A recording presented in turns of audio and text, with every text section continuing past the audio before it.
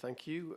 Welcome to this meeting of Cabinet. My name is Jonathan Lester. I'm the leader of the council and will be chairing the meeting. In addition to those councillors present in the room, we have some councillors joining our meeting remotely. I will now check that they can hear us and we can hear them. So in no particular order, Councillor Biggs, can you hear us? I'm here, Leader. I can hear you. Thank you. Okay, thank you very much. Councillor Bramer? Yes, I can hear you, Leader. Thank you. Thank you. So Cabinet members attending remotely, they will not be able to vote, but will participate in the meeting as and when they wish to. We also have joining us remotely officers, and also we have Councillor Stark. Councillor Stark, can you hear us and see us? Yes, I can hear you and see you, Leader. Thank you very much. So that's all good. We also have group leaders present in the room, and we also have a scrutiny chair as well attending. So if we can now go on to starting the meeting. So I will now formally start the meeting. The agenda papers and other relevant information for this meeting are available on the public viewing of the Herefordshire Council website. The Council is streaming this meeting live on Herefordshire Council's YouTube channel and making a recording. Please note that a new system has been installed and your patience is appreciated should we encounter any technical difficulties. To ensure that the recording quality is maintained, please speak as clearly as possible and keep background noise to a minimum. Microphones should be muted when you are not speaking. Only one microphone will be able to be used at any one time and will flash green when you are waiting and red when you can speak. If you have an issue with a microphone, please let the clerk know and we will allocate a new microphone. Please ensure that mobile phones and laptops and other devices are put to mute. Others are permitted to film, photograph and record our public meetings, provided that it does not disrupt the business of the meeting. If any members of the public do not wish to be filmed or photographed, please notify a member of staff. As we move through the agenda, in addition to discussion by Cabinet members, I will invite group leaders or their representatives to indicate if they wish to provide the views of the group and questions that they may wish to raise. Where appropriate, I will call on scrutiny chairpersons to comment on behalf of their committee. I will permit group leaders the ability to speak once on every item. Voting will be undertaken by Cabinet by a show of hands, and as I've said, only Cabinet members physically present in the room may vote.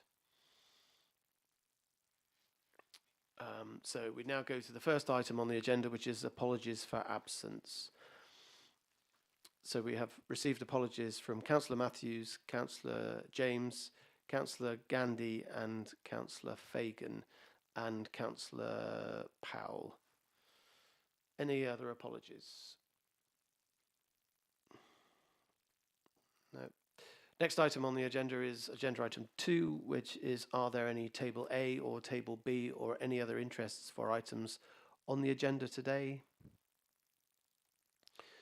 None. Thank you.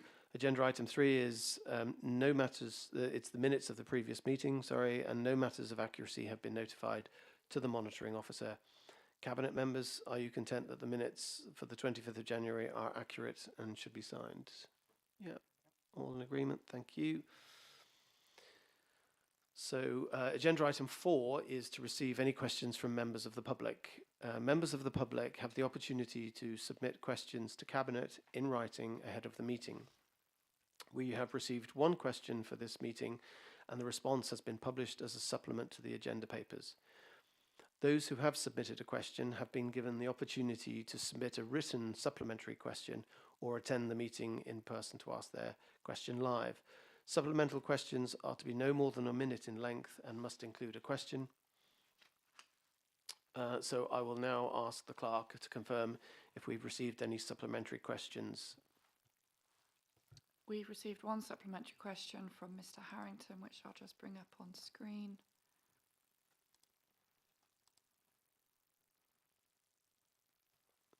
Thank you. And the question is,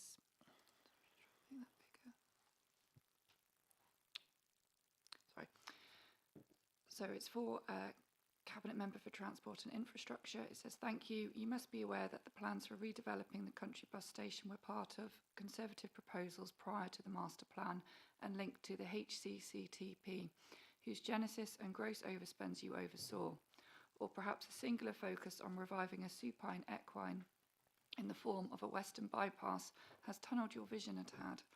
Regards river crossings, can you tell me why the appendices of the ACOM ERIC report are still not available? It is for the people of Herefordshire, through their properly informed elected members, not you alone, to decide whether continuing with a short crossing in the east, already furnished with an SOBC, is the way forward, or whether a western bypass with no business case, no planning permission, no funding and no hope is something to have another crack at. Thank you. Councillor Price. Yes, thank you for your supplementary question.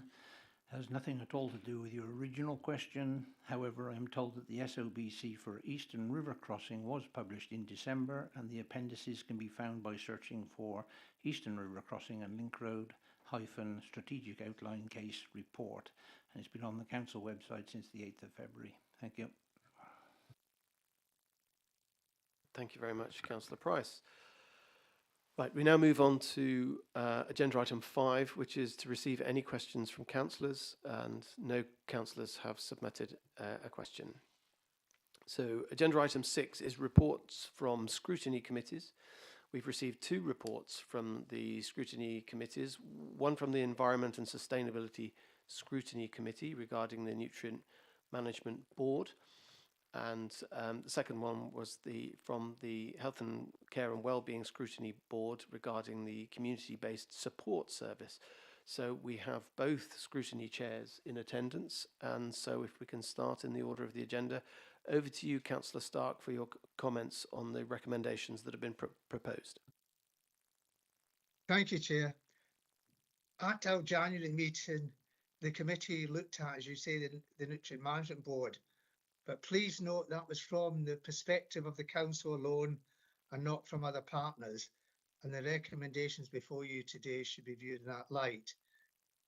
We looked at the history of the board, their terms of reference, their business objectives, their governance structure, and also whether they had any key performance indicators that were available to us. We also looked at what they had achieved, what their relevance was today in terms of us participating, and whether they provided value for money. As a result of that, Chair, we put forward 8 recommendations today, which I asked you to know and I asked you to actually respond in due course. Thank you. Thank you, Councillor Stark. Councillor Swinglehurst, any initial thoughts? No, I'd like to thank the committee for what was a very good debate and really actually useful to have the board discussed. So yes, obviously your recommendations to be noted and responded to in due course. Thank you. Thank you, Councillor Swinglehurst. And also, as I say, from the Health and Care and Wellbeing Scrutiny... Oh, sorry. Just before you go on, Chair, Yes. I want to remind you I've got to go now, so I won't be available for the rest of the meeting. Thank you. Okay, but thank you for your attendance, Councillor Stark. Right, yes, but we have Councillor Crockett in the room to talk about the recommendations that were put forward from the Healthcare and Wellbeing Scrutiny Board. So over to Councillor Crockett. Thank you, Leader. Why did we bring community-based support services to our scrutiny committee? This, we felt, was a timely intervention to look at and explore the value of the service. We all understand the financial pressures that our authority is under, and we need to be able to justify to our residents how we allocate funds to provide services that are addressing community concerns while still being accountable to the public. We also wanted to ensure all new ward members understood the Talk Community programme. This also gave us the opportunity to contribute to the strategic review of Talk Community, which is underway. Talk Community has been operating since 2020. Its conception was by our previous director, Stephen Vickers, and we continue with it in a strong vein. We are aiming to build more connected communities where everyone can thrive. The work contributes to prevention and reducing demand on statutory services by supporting individuals and communities with their health and well-being. Talk Communities responds to the community need, and they work very closely with the other voluntary services. Demand on statutory services continues to increase, as we all understand. And as the landscape changes, a review of Talk Community is being undertaken to understand the impact of this programme. We need to provide a service that is value for money. The outcome will be a long-term strategy for Talk Community that maximises the Council's contribution to reducing demand and improving health inequalities. The review started in November 23 and will be completed at the end of March. National Government have provided a number of funds for community benefit. These have been managed by the Talk Community team, and they are a small team. They include the COVID Recovery Fund, the Household Support Fund, and Holiday Activity and Food Fund. These funds have seen circa £8.2 million of investment in community support over the last 3 years. As stated, the ambition in the Council's county plan is to strengthen communities to ensure that everyone lives well and safely together. The Talk Community model is a central underpinning to this priority. So we, the Scrutiny Committee, ask Cabinet to join with us on the community journey to strengthen the Talk Community strategy by endorsing the proposed recommendations here today. Thank you. Thank you, Councillor Crockett. And I mean, as a whole Cabinet, we're very interested in looking through these recommendations, in particular with the development of a communication strategy and focusing on the outputs of Talk Communities. And as you quite rightly say, it's all part of the review process. And so as that review comes to an end and with these scrutiny recommendations, we'll be really looking forward to working with all councillors to ensure that we're fully focused on what's best for the Talk Community project as it's being reviewed. So thank you for that work, and thank you to both committees for the work they've done on these matters, and we will be giving an executive response to these great recommendations in due course. So thank you very much for that. So now we go on to agenda item 7, which is the adoption of the Herefordshire Minerals and Waste Local Plan. So this is to recommend to Council at its next full Council meeting that the Herefordshire Minerals and Waste Local Plan be adopted. This agenda item begins on page 41 of the agenda pack, and I would like to hand over to Councillor Swinglehurst for her comments. Thank you. Thank you, Leader. I will be brief. The Minerals and Waste Local Plan has been a long time coming. I think it started around about 2016. I'm going to start by congratulating the team on a job well done. It's proceeded through 4 rounds of consultation, revision, submission, examination, a pandemic, and now it's at the final stage, getting ready for adoption. Main modifications that were put forward by the examiner did not materially change the document, and that's a credit to the officers for preparing it so well and enabling the plan to progress so smoothly. The plan is considered to have been positively prepared, justified, effective and compliant with national policies, and it's therefore considered to be sound. There is no opportunity to revise, retract, reinvent or reconsider at this stage. There is no option but adoption, as they say. The plan is sound, it is good, it is flexible, it is future-proofed. There's due regard, I'm pleased to say, to the circular economy, reflecting the basic good sense of the waste hierarchy. There is careful consideration of anaerobic digesters and the impact that they can have. There is consideration of nutrient neutrality and environmental impacts, as well as fulfilling the basic requirements of cooperation and securing the county's mineral supplies. I have no hesitation, therefore, in proposing the recommendations A through C as written. Thank you. Thank you, Councillor Swinglehurst. And as you quite rightly say, a lot of work has been done over quite quite a long period of time involving this administration and the previous administration, and you know, it's been a lot of work to get to this stage, but these plans do take a long time to get right, so it's to be expected that plans like this, with this complexity, would take a considerable time. Are there any cabinet members who wish to comment on this? If not, I'll go straight to group leaders. If councillors, I think it was Councillor Harvey who put her finger up first. Thank you, Leader. I'd like to share with Councillor Swinglehurst first congratulations to the team that have been involved in doing this, our own officers and the consultants who have supported them in this task. As you say, it's been a long time in development, and in a sense, it's, you know, both a shame and a scandal that the minerals and waste policies were in such a poor state that they were not able to be part of the core strategy that was adopted in 2015. And I think the Council's planning policy framework has been the poorer for it since then.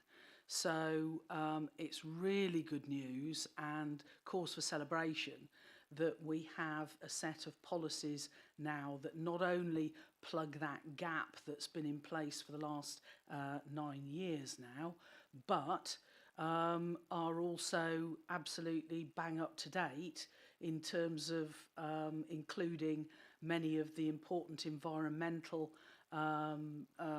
policies and legislation, requirements, recognition of climate change, how agriculture affects not just land use but development and the communities that live in our county, and that we do that, we consider all of that in a responsible, sustainable and joined up fashion. So as far as Independents for Herefordshire are concerned, we're really pleased to see that this is in a state to be able to come forward, recommended to full council, and that so few changes have been made as part of the inspectors' round of considering the policies that have been adopted. So well done to everybody. Great to see it here. Let's get it before council and get it adopted and start being able to use it. Thank you very much. Thank you, Councillor Harvey, and Councillor Chowns. Thank you. I echo the thanks to everybody involved in this long process. Just one question I wanted to ask for clarification, Councillor Swinglehurst, just on rereading this, and you know, there's been, as you say, multiple iterations. If I can just refer you to page 108 of the pack, so it's page 26 of the list, appendix to the list of major modifications. Modification 64, so policy W3, which is about agricultural waste management, including for livestock units, point 2, right at the bottom of that page. Sorry about the multiple signposts to get here. The bit of text says, anaerobic digestion will be supported where its use is to manage only natural wastes generated primarily on the agricultural unit within which it is located. And I just want to check your understanding, the policy's understanding of the phrase agricultural unit. Because thinking back several years now, my own involvement in the weeds and the detail of this document, the key concern was about, one of the key concerns was about the impact on local communities of the transport of large quantities of agricultural waste from one property to another down tiny lanes into an AD unit. And the question that's in my mind is, does agricultural unit mean, you know, contiguous fields, a farm, or does it mean a company? Because there are landowners in Herefordshire that have properties all over the place. And is that all counted as one agricultural unit? So if somebody happened to own land in Kinkton and in Cradley, could they transfer their wastes from one to the other, claiming that it's an agricultural unit? Or does agricultural unit mean, I think, the common sense understanding, which is in one place, which I think is the understanding that is commensurate with what motivated the concern underpinning this policy in the first place. I think that clarity would be useful, and perhaps it might be a minor modification needed once this is approved, just to make that crystal clear. Thank you, Councillor Chowdhury. Yeah, that's a good point. I mean, my understanding would align with yours in terms of the common sense interpretation of what that means. But we do have Victoria Eaton on the call, so perhaps you can comment further. Yeah, my understanding of the policy is the same, that the agricultural unit is the farm on which the AD unit is located, because as you say, the aim is not to have lots of large lorries going down small lanes. So really that's the aim of the policy, is talking about that farm in question where the AD unit is located.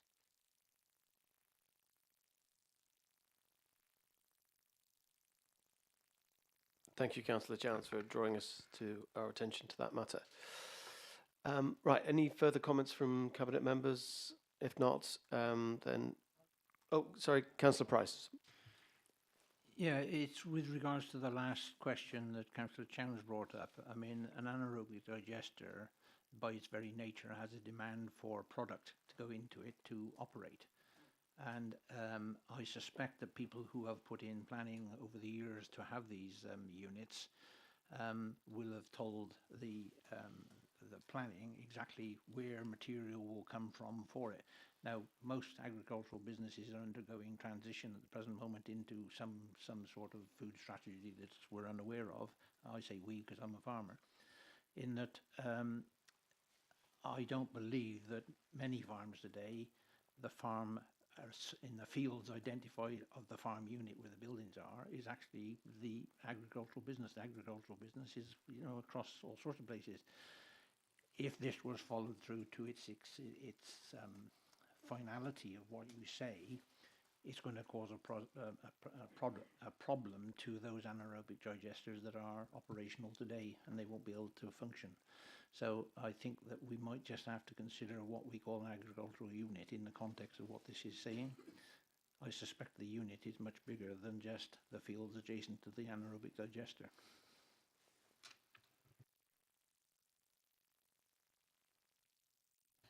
Councillor Chance. Just a point of clarification, I don't think it will impact on currently existing anaerobic digesters because they've already passed planning. This is about future planning policy. Yep. Okay, thank you very much. Okay, so the proposals proposed by Councillor Swinglehurst. Happy to second the proposal. Councillor Durkin. All those in favour? Okay, thank you. So that will go to the next council meeting for approval, which will be the 8th of March. So we move on now to agenda item 8, which is Q3 budget report. To report the forecast position for the 23-24 budget, including the explanation and analysis of the drivers for the material budget variances, and outline current and planned recovery activity to reduce the forecast overspend. It's also to provide an assurance that progress has been made towards delivery of an agreed revenue budget and service delivery targets, and that the reasons for the major variances or potential underperformance are understood and are being addressed to the Cabinet's satisfaction. The forecast for the 23-24 outturn shows a net overspend of £10.7 million at Q3. This agenda item starts on page 145 of the agenda pack, but I will ask Councillor Stoddard to give us an update. Thank you. Thank you, Leader. The revenue budget for 24-25 that was approved by full council at the meeting on the 9th of February includes an additional £250,000 for the Lensman scheme, £250,000 for the public rights of way, together with £445,000 for drainage works across the county. As part of this administration's levelling up agenda, each of these are aimed to support parish councils and the rural community. The exact details of how these two latter schemes will operate will be released to parish councils by Officers of the Economy and Environment by the end of March 2024. It is, however, our intention that invoices in respect to this work will be processed through the Council's Priority Supplier Programme with Oxygen Finance, through which payments to suppliers are made early in exchange for a small discount, and this will support cash flow for small businesses, and we hope will encourage the uptake of this work in parishes by small and independent traders. The report before you today is the third quarterly outturn position reported for financial year 2023-24, and performance against budget demonstrates the continuing challenges that we face in delivering the revenue budget as set by the previous administration in February 2023. The impact of continued demand for adult and children's social care is both a local and national pressure, and further explanation of the variances from budget by departments are shown at Appendix A to the report. This year's approved revenue budget is £193.3 million, which includes planned savings of £20 million, which comprised of £14.1 million of directorate savings, together with £5.9 million of central budget savings. At Q2, I reported a forecast overspend of £13.8 million and advised that management action and additional expenditure controls would reduce this overspend to £10.5 million. I am pleased today to report that these measures have been effective and that the overspend at Q3 is significantly reduced. This Q3 report forecasts an overspend of £10.7 million before further planned management actions. This includes £6.5 million of directorate savings and £0.9 million of central savings, which are currently assessed as being at risk at Q3. The overspend represents a variance of 5.5% against budget, with the most significant overspend forecast in children's and young people's at £11.7 million. Table 1 of the report shows the forecast revenue position before management recovery action. The £4 million all ages social care budget has been applied to meet additional demand and cost pressures in community wellbeing at a cost of £2.6 million and Children and Young People's Directorate at £1.4 million. And the current forecast variances from each directorate are as follows: community wellbeing £0.3 million, Children and Young People £11.7 million, economy and environment no overspend £0.0 million, corporate services £0.7 million, and central services an underspend of £2 million. As part of the proactive measures to address the current year overspend, each directorate is continuing with additional expenditure controls to support existing recovery actions in 2023-24. Directorate panels will continue to review expenditure on goods and services, as well as changes in staffing arrangements, provide increased rigour and challenge over expenditure for the remainder of this financial year. This includes director approval for all items in excess of £500, and these controls will continue as part of Directorate Financial Management into financial year 24-25. Initial management activities already underway are expected to further reduce this forecast overspend to £9.4 million, as set out in Table 3 of the report. I would like to emphasise, however, that each directorate will continue to be required to identify further recovery action and options to mitigate their risk-saving targets. Corporate directors will be continued to develop directorate recovery plans to manage in-year delivery of services within their approved budgets, as shown at Appendix D. Of particular note I'd like to bring to your attention is a saving of £0.3 million in respect to residential placements within children and young people. Furthermore, Appendix 2 shows a reduction in the cost pressure of agency staff of £0.4 million since quarter 2, which, together with the savings I mentioned earlier of £0.3 million in residential placements, shows a total saving of £0.7 million. Now, whilst this is but a small green shoot, it is clear evidence that this directorate are turning the corner, and this activity provides valuable assurance that the savings as outlined in the 3-year strategic plan can be delivered. As all Cabinet members will know, we're actively engaged with their respective corporate directors in achieving this, and Cabinet are fully committed to delivery of savings to ensure that the 2023-24 outturn position is balanced as best we can and prevent further pressures on future years' budgets. Internal financial reporting has been strengthened to identify emerging pressures and key risks, and this will enable active monitoring and review of financial performance against budget at monthly Cabinet feeder meetings. Council approved a total of £14.1 million directorate savings for 23-24. A review of the delivery and status of the 2023-24 approved savings has been undertaken and informed by planned and actual activity in the year to date to determine savings targets at risk of in-year delivery. And this review has identified £6.5 million of this target are currently at risk of delivery at Q3. The delivery of savings in full and on time is critical to ensure the 2023-24 revenue outturn position is balanced and to prevent further pressure on future years' budgets. Progress on delivery of savings and mitigations will continue to be monitored and reported in the next budget monitoring report to Cabinet. I'd like to draw my Cabinet colleagues' attentions to the breakdown by Directorate of the savings at risk of delivery in 2023-24 as shown in Table 3, with the explanation for under or non-delivery and planned mitigations being set out in the detail at Appendix D. This Conservative-led administration is fully committed to reducing the in-year overspend to reduce any further future pressures, to avoid any future pressures, and as mentioned earlier, all Cabinet members are actively working with their corporate directors to achieve this and to follow up through delivering the balanced revenue budget for 2024 of £212.8 million. I'd now like to turn to the revised 2023-24 capital budget of £147.8 million, which was approved by full council on the 8th of December 2023. The capital budgets have been reprofiled in line with expected delivery as shown at Appendix B to this report. This has reduced the 2023-24 budget by £78.9 million, which has been reallocated across the following 3 years as shown in Table 4 of the report. And this was reported to full council on 8th of December in the forecast as shown at Appendix B.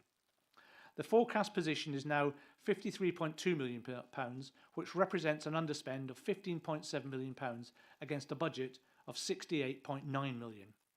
Whilst full details of each project can be seen in Appendix B, Table A to this report, this underspend consists of £3.2 million in respect to projects that have been delivered under project budget, £1 million on hold awaiting successful bids, and £11.5 million in respect to project budgets to be rolled forward for delivery in 2024-25. The full capital programme, analysed by project for current and future years, is detailed in Appendix B, Table B. As I stated at full council on the 9th of February, Herefordshire Council's financial position remains very stable, with a deliverable balanced budget for 24-25, a medium-term financial strategy that shows that we will be able to deliver balanced budgets over the 4-year period of this strategy, and finally, that we have strong reserves which will only increase as we begin to pay back surplus into them. I would now like to invite my Cabinet colleagues to endorse this report and its 5 recommendations. Thank you, Councillor Stoddart, for a very comprehensive assessment of the performance, the budget performance. So, Cabinet members, any further comments? No. Okay, thank you. Group leaders, Councillor Chowns this time first. Thank you. Congratulations, Councillor Stoddart, on putting a positive spin on what an objective reader might consider to be a somewhat worrying Q3 budget report.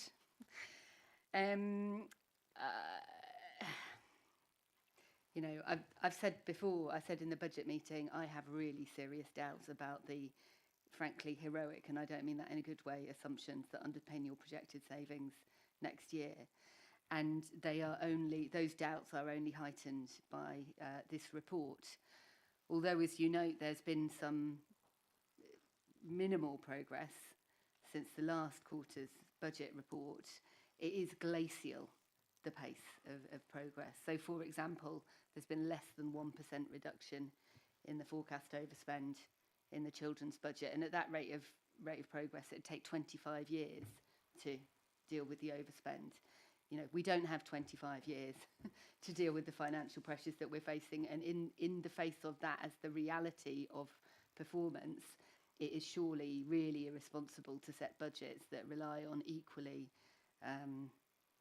untenable assumptions for next year. I don't envy you your job, but I think, you know, this just highlights the fact that there is not enough funding available to deal with the demands that we have, and we should, none of us should be trying to pretend that there is.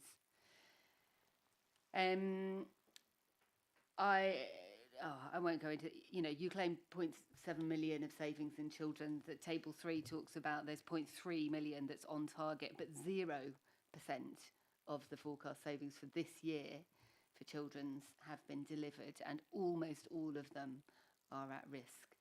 So the idea that we can assume we're going to save £2.5 million next year when we've saved £0 this year seems really untenable, I think. I'm sure you'll find a way to positively spin a response to that, and I look forward to that. On the capital budget, I do want to just draw attention to a couple of items there. On page 156, there's a line, let me get the right document here. The Capital Development Fund, it's kind of listed under, well, it's actually listed under the IT Services Partnership Board, which I don't understand at all. I think that must be a mistake. It was never intended to be anything to do with IT services. The Capital Development Fund, do correct me if I'm wrong, Mr. Lovegrove, but the whole purpose of this line, which was set up a few years ago, was to provide capital to pump prime the development of projects, which would then help to, you know, generate economic development within the county, bearing in mind the fact that government doesn't give us any money until the very last minute when it says, here, you've got 6 days, submit an application with a shovel-ready project. So the whole point of this was to enable us to develop said shovel-ready projects. We've never been able to spend from it because the restrictions on eligibility for directorates to apply for it, I understand, are just so harsh that it can't be used, which means that we are not doing that investment in priming the development of capital projects, which could be really valuable for the development of our economy. Please, please, please, can you find a way to unlock that? Because I think this is the 2nd or 3rd year that nothing's been spent out there. And then the last thing that I did want to just highlight, and maybe Councillor Swinglehurst, you might like to comment on this, but at the bottom of page 160, the home upgrade grant, got an underspend of nearly £1.5 million on that this year. You know, this is a repeating annual problem. As the document says, not enough schemes have come forward to utilise all of the grant. And again, this is because government gives bits of funding in dribs and drabs, which makes it impossible for the supply chain to build up. It makes it impossible to do all of the grassroots work that's needed to help put in place line up the people who need to use this funding to do up their houses. And the hoops that are set by government for applicants to jump through for this are just too tight. So please, can you use whatever influence you might have with other members of your party nationally to lobby for better funding for home insulation and longer term funding and fewer hoops to jump through, so that we can make sure that when amounts of money are granted to us, we are actually able to spend them as a council on doing up the homes of the people who need it most. Thanks. Thank you, Councillor Chowns. We'll pick up that point in a bit. Councillor Harvey. Thank you, Leader. Yeah, it's good to see that there is a forecast reduction in the overspend that we're anticipating for this year. So I'd like to congratulate the directors of every directorate bar Children's for the efforts that they're clearly making in year to both deliver on their savings and to make adjustments in terms of their overall budgets to come in on budget overall, even if that means that the money gets spent in a slightly different way internally to the way that it was originally planned. As far as Children's is concerned, I note that we're not seeing any material shift in the forecast overspend from them. They seem to have been incredibly accurate in forecasting their overspend from almost month one of this financial year, and seem unlikely to deviate from that by the end of the year, which seems to be in stark contrast with their ability to forecast what is deliverable during the budget process. What I'm concerned about, having sat on a task and finish group looking specifically at the children's budget, is that the task and finish group and children's scrutiny were given assurance that there was material progress being made in year in shifting the balance between agency staff and permanent staff that would come to fruition in terms of feet on the ground in the last quarter of this financial year. And yet we are not seeing that reduction in staff costs being forecast here in the figures that are being presented, which is in stark contrast to the assurances given to the task and finish group and to scrutiny, and were council to have believed it, to the budget setting council. I am very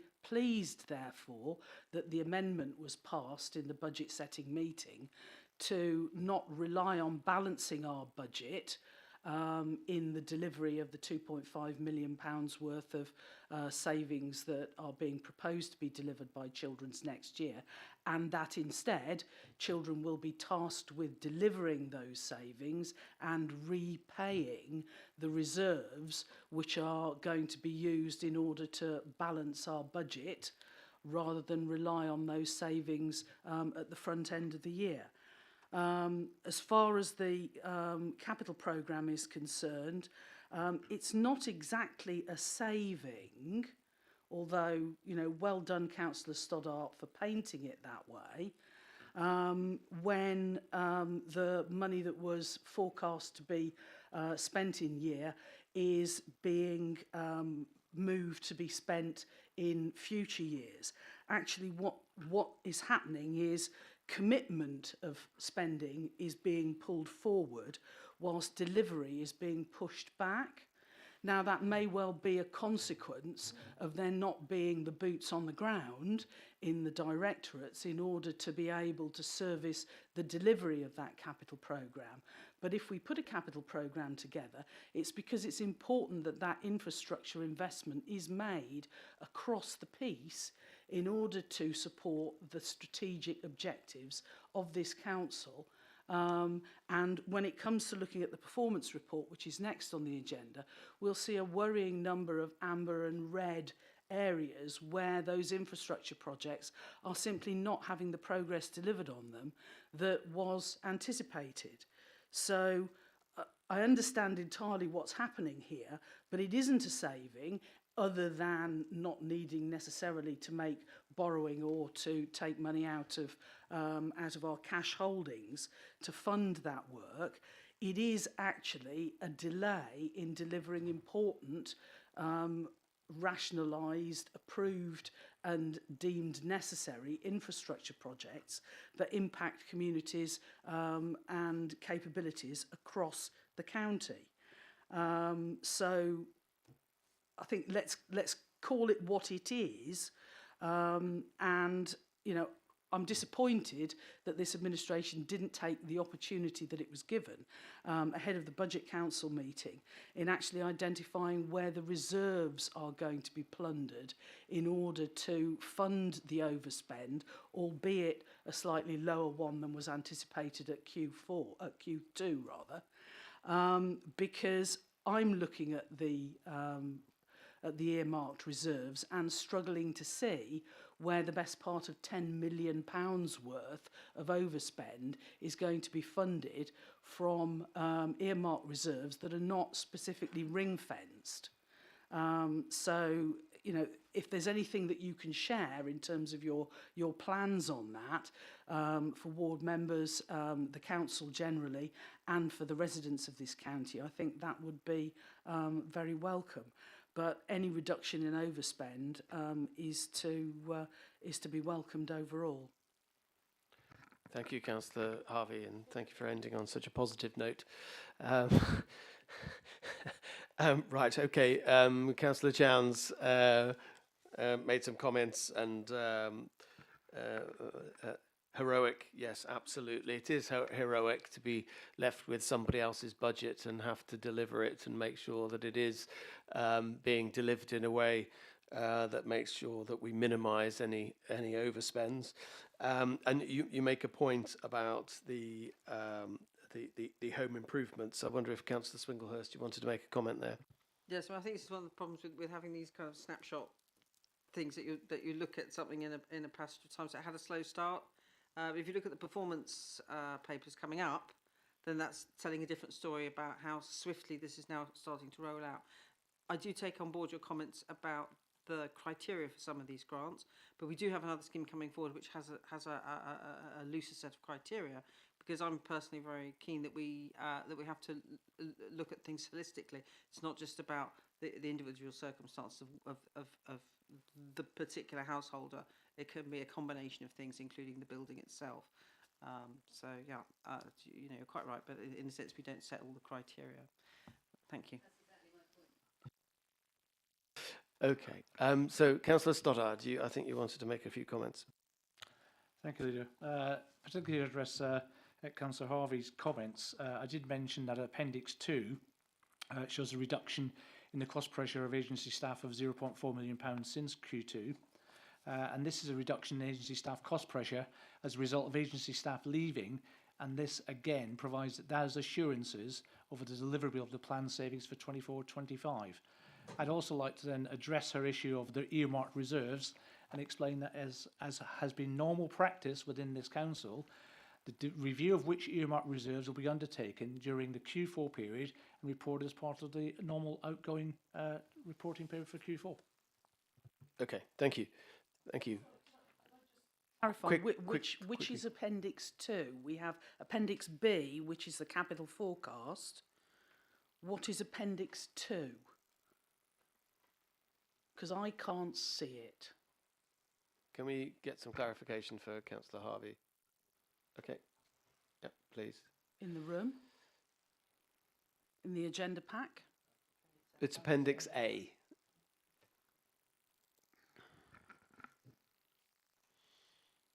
Okay. So the report for the right. Okay, the budget report is before us, and Councillor Stoddard, you're going to propose that we note the report and the recommendations? Yep, okay, and seconded by Councillor Swinglehurst. All Cabinet members in the room in favour? Yep, okay. Thank you very much. So we'll now go to agenda item 9, which is the performance report that Councillor Swinglehurst has just alluded to, which is to review the performance for Q3 for 23-24 and to report on the performance position across all directorates for this period. The report for this item is in the first supplement pack on page 3. So there's a supplement pack to this agenda on our council website. So Councillor Stoddard, again, I return to you to address the item. Thank you, Leader. At Cabinet in December 2023, a request was made, whilst we were considering the Q2 performance report, that targets should be included in the appendix to allow for more transparency in consideration of the red, amber, green ratings. Whilst this has been completed for the majority of the metrics used, further work is required in the community section for some of those metrics that cover performance in the Children and Young People's Directorate.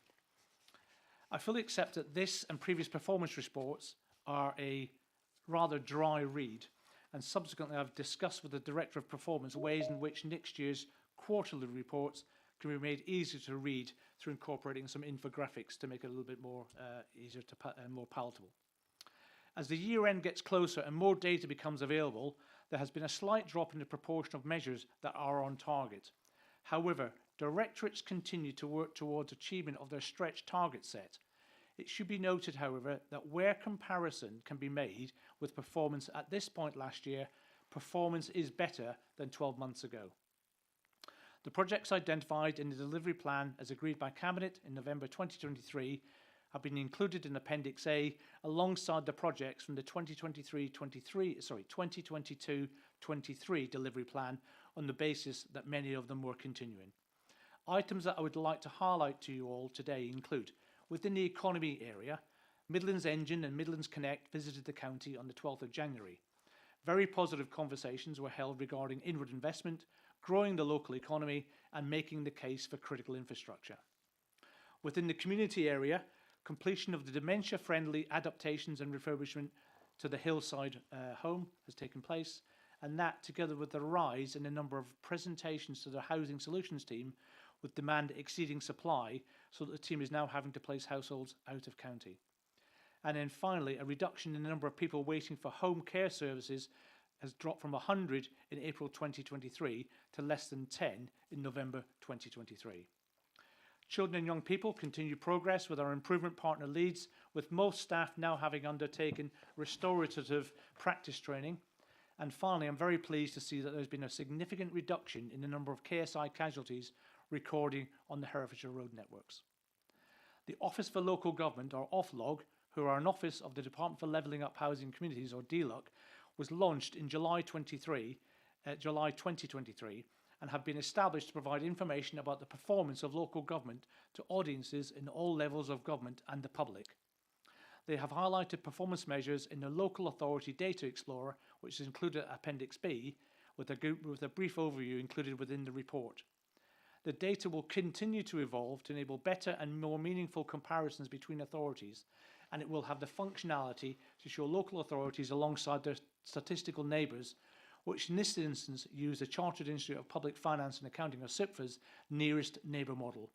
And at present, the Explorer model covers 6 areas of performance: waste management, planning, adult social care, roads, adult skills, corporate and finance. In conclusion, I'd like to invite my Cabinet colleagues to endorse this report and its single recommendation. Thank you, Councillor Stoddard.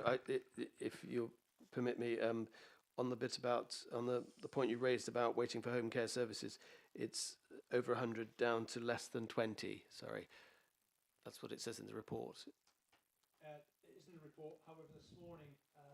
Is that, it's even better? It's even better, it's dropped down to 10. Excellent. That's brilliant, just to clarify that point there. Cabinet members, did anybody have any comments about the performance areas there that are listed? No. Sorry, Councillor Swinglehurst. Yeah, I just thought I'd put in the detail around the home upgrade grant, which is paragraph 10. That they're moving really quickly with 2 contractors, Evolve and PHS. 130 properties have been passed to them for retrofit and tech survey. 43 quotes received, 20 have been approved. So that's going to hopefully start to really get traction, and we'll see that moving ahead. The other thing that I just wanted to look at from my portfolio's point of view is the incredible effort that's gone into the local plan, as well as the mineral waste that we've already been discussing. These are very large policy documents, and so it's great to know that that's now kind of coming to fruition. We're about to go out to Reg 18 in March.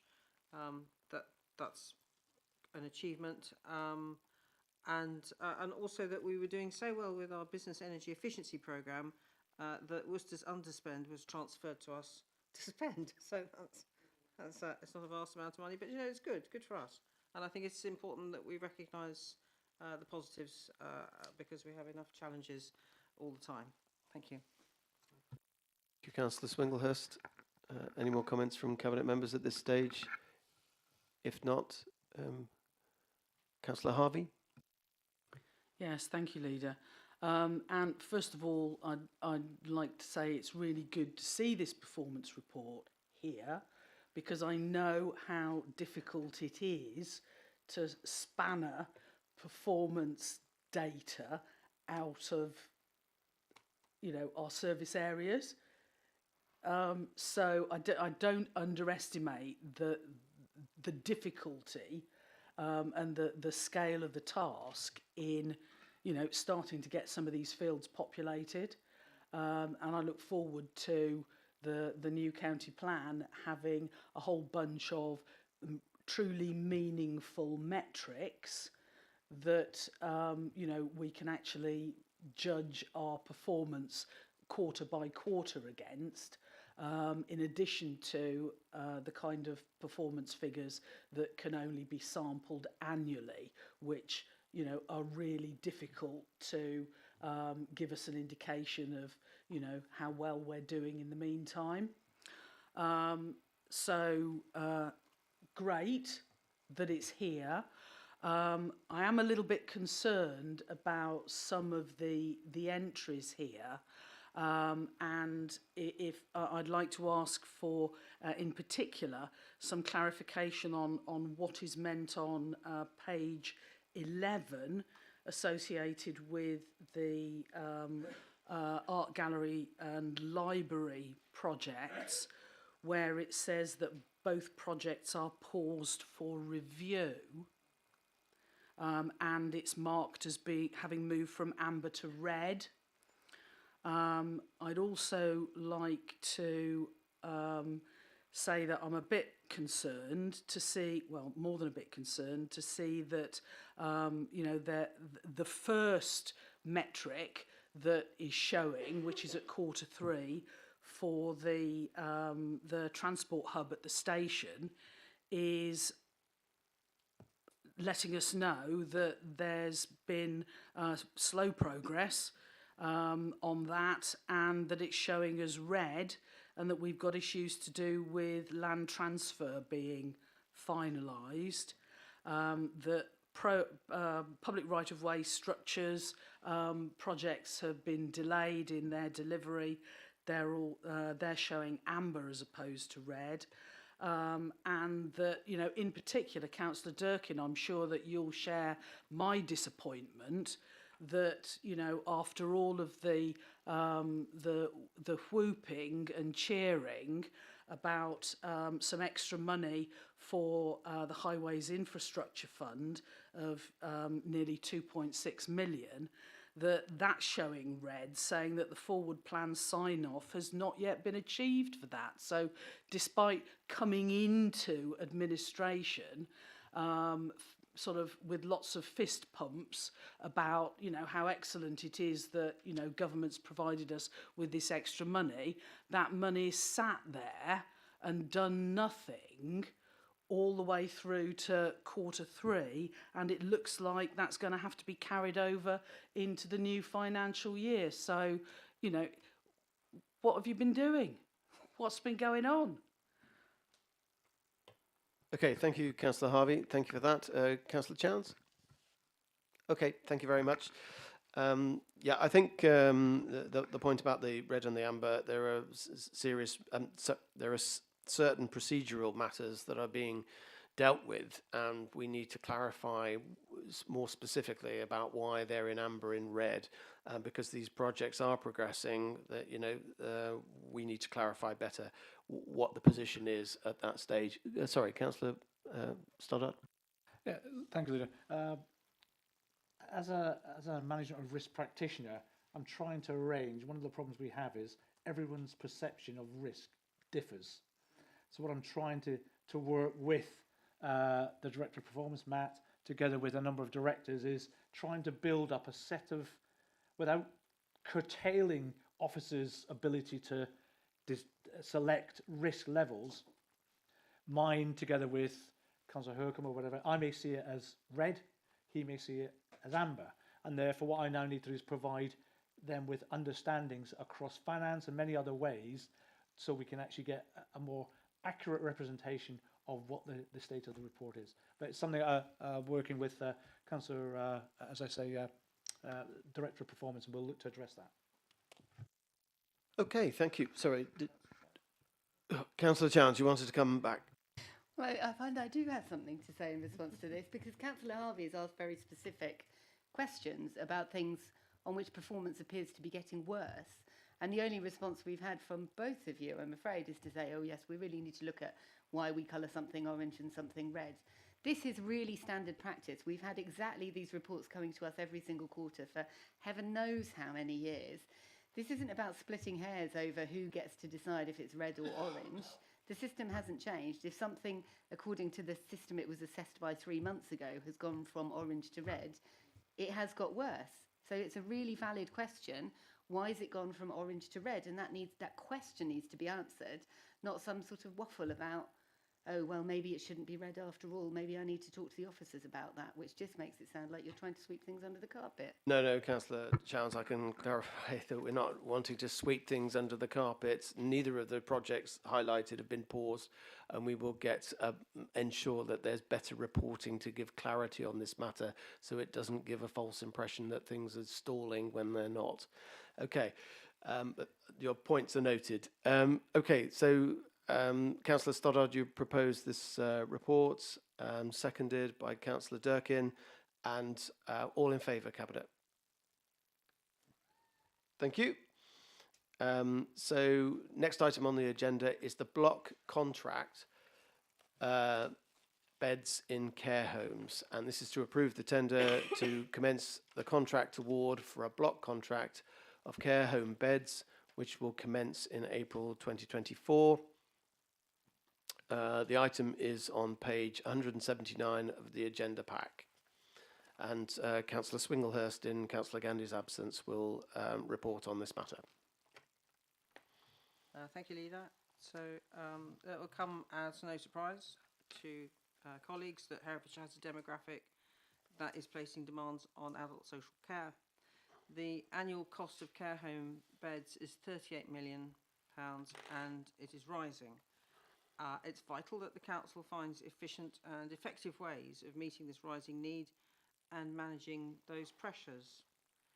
So currently, Herefordshire Council is not getting the same value as our comparator authorities across the West Midlands, and our residents are struggling with the affordability of care home beds. This proposal it will go some way to addressing that challenge. The advantages of the proposal in front of you are that it will reduce the need for spot purchase beds, which tend to be expensive. It will help us to obtain better value for money. And the proposal, the option 2 proposal, which is the preferred option, 30 beds, represents a savings of £870,000 over 5 years. And that will help the Directorate meet the budget pressures.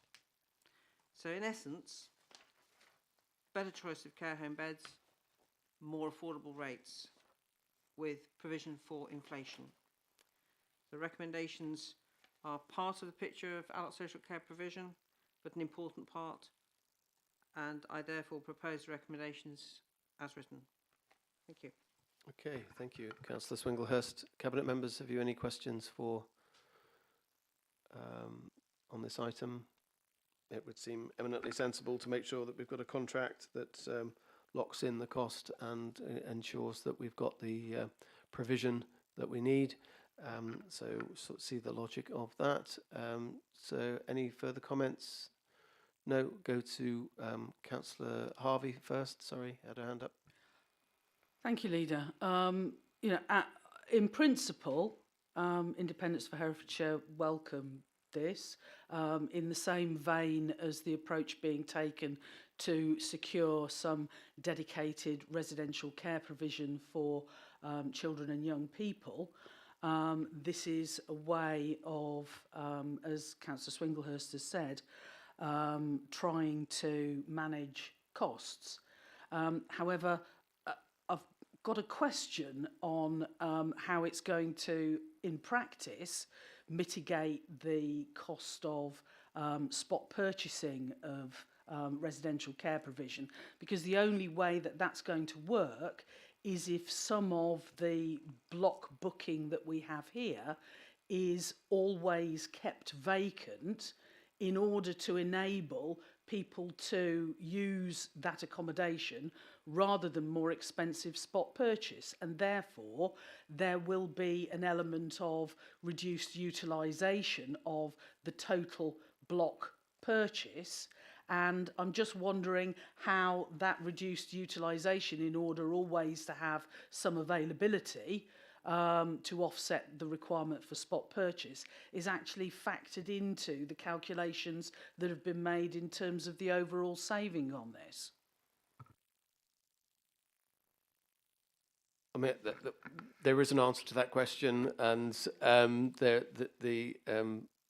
we will make sure that that is explained to you. I mean, can I ask the director if you understand the question in terms of the way that the finances are made in terms of making that block contract? So the calculations have been based on what we currently spend on spot placements. We're looking to reduce the amount of spot placements that we make. We currently completely rely on spot placements, which is both expensive and not necessarily the best outcomes for people. By securing the block contract, we would look to fully utilise that. That doesn't mean that it does away with the need for spot placements, but we are looking to fully utilise that block and not keep spares in there, because we would always be paying for those voids. So we would look to fully utilise the block, and we have done that, and we've sought to do the block based on an analysis of the cases that we have before us at any one time. Thank you for that clarification. Councillor Chowns, yeah, I think you were next. Yes, I mean, absolutely agree that it clearly makes sense to purchase block beds rather than be subject to the vagaries of the market on spot purchasing. By the same logic, would it not make even more sense to create our own, in-house capacity? So could you comment, please, on where we are with moving towards establishing our own in-house care capacity? Sorry, Hilary Hall. Yes, thank you for the question. We are working on the business case. We intend to bring that forward to the Cabinet member in April, May this year, but we are doing the work on that. And I agree with you, having that broader provision will be much more helpful for us. Thank you for that clarification. Okay, so we have the proposal in front of us, proposed no doubt by Councillor Swinglehurst and seconded by Councillor Stoddard. All in favour? Thank you.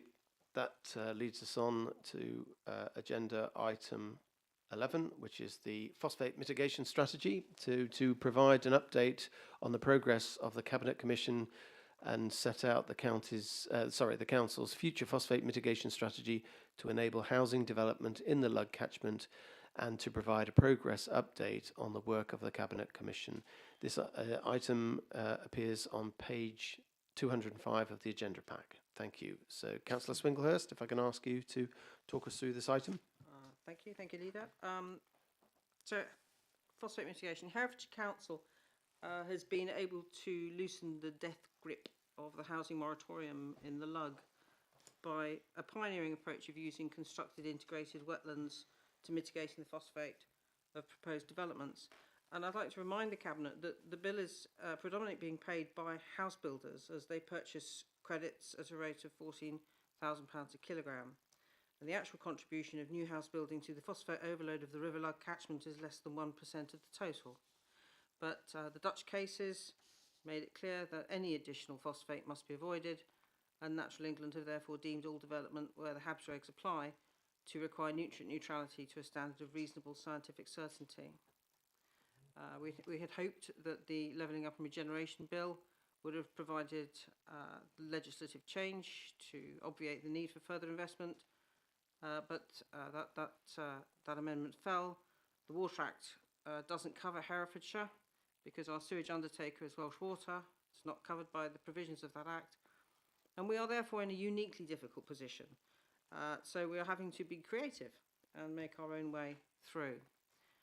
We've made multiple efforts to see if other routes to mitigation are sufficiently robust, but so far it's only wetlands and the proposed retrofitting of septic tanks, so-called end-of-pipe solutions, that have met the benchmark. The initial funding was from the New Homes Bonus and the LEP, and we are planning to continue with the delivery of mitigation by progressing with the plans for additional wetlands in Tarrington and Titley, purchasing additional land for another wetland, and starting a project to retrofit septic tanks in schools in the area.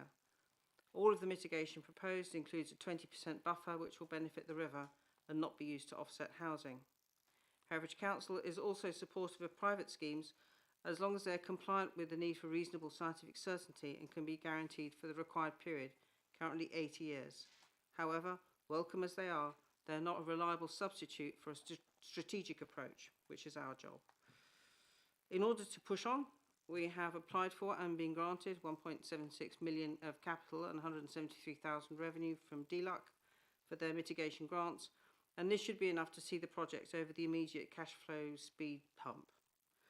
The figures in the report for the number of houses that are progressing the project with release from the moratorium are necessarily cautious. The wetlands in Luston will release 1,112 houses, proposed phase 2 1,159 and the proposed phase 3 1,200.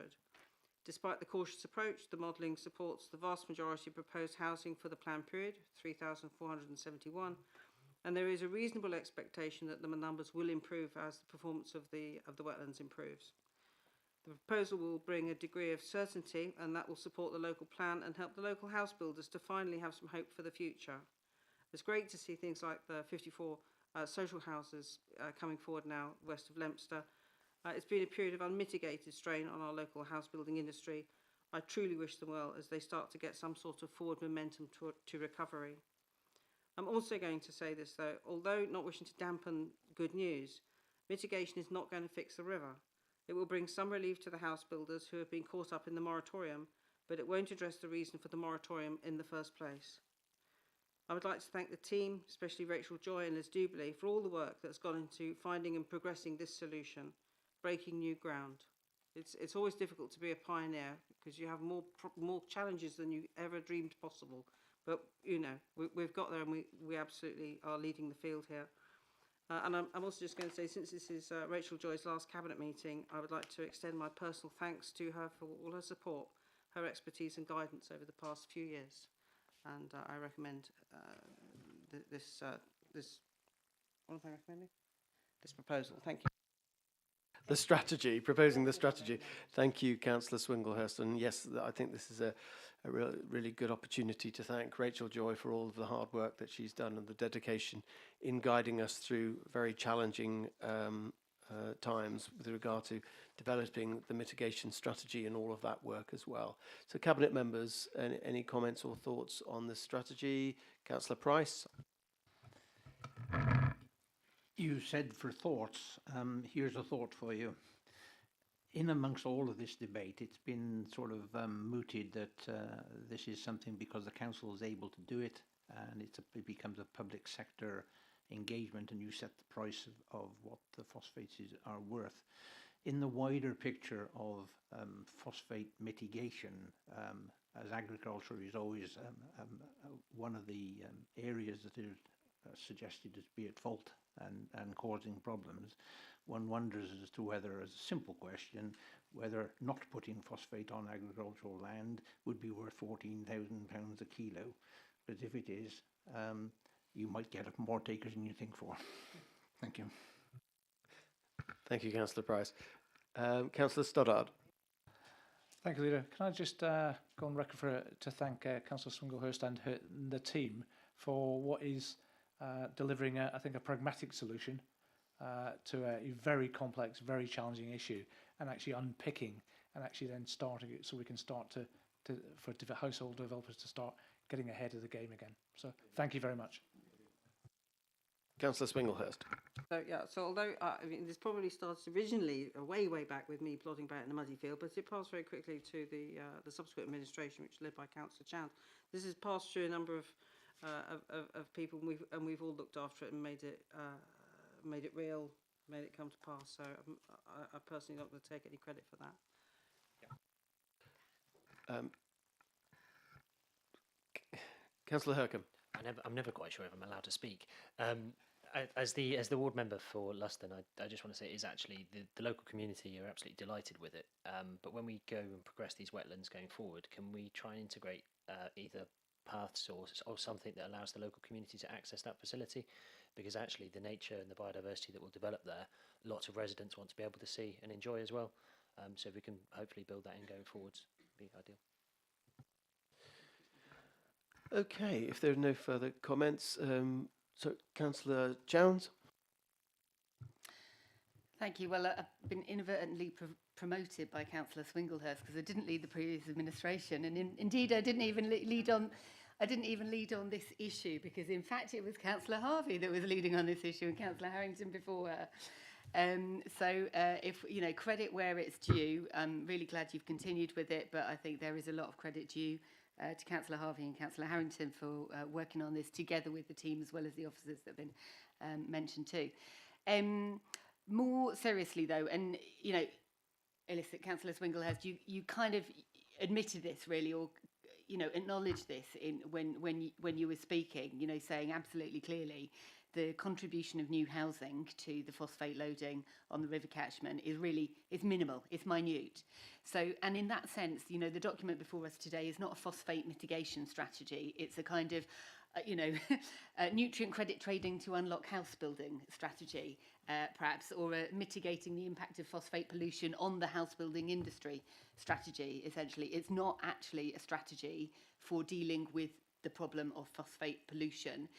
We all recognise, I think, that the council doesn't have the powers to do that. You know, there is a lot that is absolutely out with our powers, and I think that, you know, across all political groups, we're really proud collectively of what we've done since 2019, over the past 5 years, to try to unlock this and address this this particular impact on the house building industry. But, you know, if we are to have a document and call it a phosphate mitigation strategy, then, you know, why doesn't it talk about the need for a water protection zone? Why doesn't it talk about the need for a legally binding framework to ensure that action is taken by all sources of pollution in the river catchment, because ultimately the polluter has got to pay for the cleaning up? And why is there no mention of, you know, what I think is an important role for the council and should be a continued role, lobbying government, lobbying the Environment Agency for them to have the resources and the teeth to take action to enforce where there is, you know, where there are incidents of pollution. So I think, you know, I would love to see a phosphate mitigation strategy. I think the wetlands bit is great in and of itself, but it only tackles a tiny, tiny proportion of the problem. And I'd like to see the council stepping into the role of more of an advocate for the action needed. That certainly was done under the previous administration. I would like to see it continuing to happen now, lobbying for a water protection zone and the funding and powers for the Environment Agency to enforce action against pollution. Thanks. Thank you, Councillor Jones. And Councillor Harvey. Yes, thank you, Leader. And I'd like to start out by adding my thanks to those of Councillor Swinglehurst, to Rachel Joy for all of the hard work that she and Liz Doobly and the team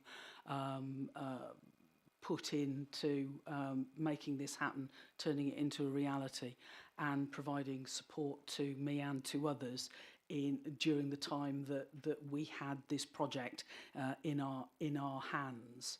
I think the wetlands project, we are breaking new ground here. It has taken an awful lot of hard work and, you know, sort of hard thinking to make sure that this is right and be able to evidence that this is truly offsetting the phosphate load on the river, and how we're going to make sure that it continues to do that. And I think it's a testament to the work that our officers have done on that we've been able to satisfy everyone who's marked our homework on this, whilst not necessarily doing their own jobs, in providing some crumb of comfort for our development industry. And, you know, I share, you know, their sorrow and sympathise with, you know, the difficult position that they've been put in, particularly, as Councillor Chowns has said, when you look at the fractional contribution that the development industry plays in terms of adding to the phosphate loading on our rivers, and we really ought to be using every lever that we can pull on to make that case upwards and into the agency and the Quango system that, you know, continues to mark our homework whilst,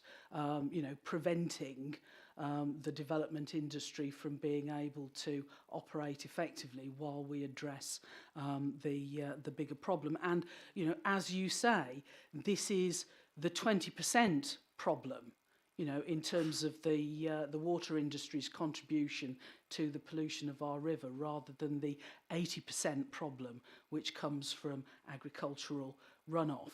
And, you know, given the amount of public concern that there is over this, both within Herefordshire and further afield from everybody who considers the Wye to be the nation's favourite river, you know, it is, to my mind, inflammatory almost to be calling this a phosphate mitigation strategy. My granny would have referred to that as painting lipstick on the pig. You know, we are dealing here with, you know, a fractional part of the overall phosphate problem. And as Councillor Chowns has said, you know, we have made, you know, you rather, as the Mine Monarchy Administration presently, have made fractional progress on dealing with the 80% problem.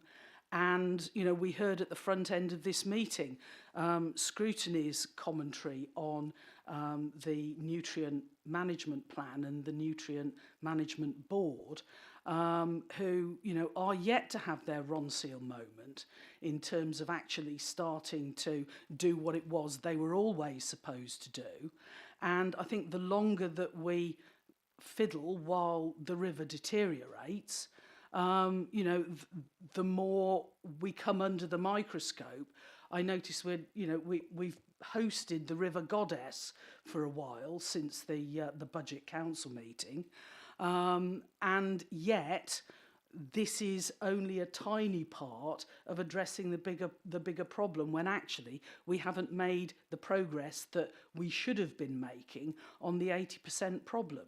Indeed, Cabinet should have received a progress report in July last year on the 80% problem, and that seems to have gone into some backwater or even perhaps an oxbow lake somewhere on the river course, and isn't making any progress at all, to my mind. So whilst I welcome an ability for the public to see what's going on the wetland programme, and it's important that that continues, and thank goodness we've got some funding support to help with the cash flow in delivering on that, this is simply not enough. It's too little and too slow. Thank you for your comments, Councillor Harvey, and you're once again reminding me, just like the budget discussion we had earlier, the scale of the challenge that this administration has inherited. So thank you for reminding us of that. And also, just to point out, whatever title we think is appropriate for this, it must be noted that the phosphate mitigation strategy is part of the phosphate action plan. And there's mitigation measures in this report, which is why it's called the phosphate mitigation strategy. But Councillor Swinglehurst, you will have the last word. Any concluding comments? Thank you. Yes, it is a phosphate. It's mitigating the phosphate from housing. So therefore, it's, you know, phosphate mitigation, and with 20% betterment for the river. Is it going to fix the river? No, it's not. The job of the huge changes that would need to happen, and the number of complexities around this is outside the purview of the council to do everything that needs to be done to fix the river. We do, believe you me, make the case for those partners and stakeholders that with which we frequently communicate and work to do their bit to make sure that they are doing meaningful actions. Clearly, we've got some quite big things happening, so it's not like nothing is happening. You know, the Avara roadmap is not nothing. You know, that will have an impact on the substance flow analysis that was cited by the University of Lancaster, the Refocus report, and which is the basis of what the over application is. So it's a complex issue. There are lots of things going on. We are not in charge of everything. We can only be in charge of the bit we're in charge of. The Cabinet Commission when I joined the Cabinet Commission, we had the discussion around the report and the work that had been done previously, and felt that it had not gained sufficient traction with those partners and stakeholders that were required to take it forward. At which point, you know, where do we go with that? Having said that, I believe that the principle within that is now being pursued by those very partners and stakeholders. So it may be that, in fact, the Cabinet Commission, having done the thinking and putting something on the table, it now has been subsequently picked up. If at the end of the day what we're looking for is solutions and nobody has to own that, nobody has to put their flag on it, it doesn't really matter. As long as it's moving forward and we're getting solutions that can work for everybody, and especially for the farmers who really are in the front line of this problem. They are where the solution sits, and it's getting something framed up that can work with that, as you well know, and but with a regulatory floor which is not present currently, and that's a conversation that is, you know, every opportunity I get, I think I have that conversation with ministers. So believe you me, we're not. We're not doing nothing. There's a lot going on, but it's difficult to capture it in a way because it's a moving picture. There's a lot going on. So I want to apologise to you, Councillor Harvey, for not giving you due credit for the work on the wetlands. So I'm going to do that now.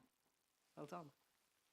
Thank you very much, Councillor Swinglehurst, for those comments. And so you're putting forward this mitigation strategy as a proposal, and seconded by Councillor Stoddard. All Cabinet members in favour? Thank you.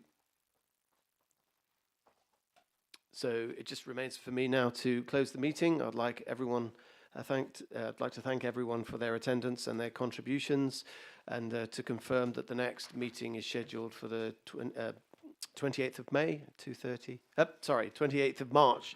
Getting ahead of myself. At 2:30. Yeah, and I will now formally close the meeting. All members of the public are requested to leave the building promptly. Please ensure that you have taken all of your possessions with you. And for those of you who are born on the 29th of February, and many happy returns and a happy birthday. Right, okay then. So can I confirm that the live stream is stopped?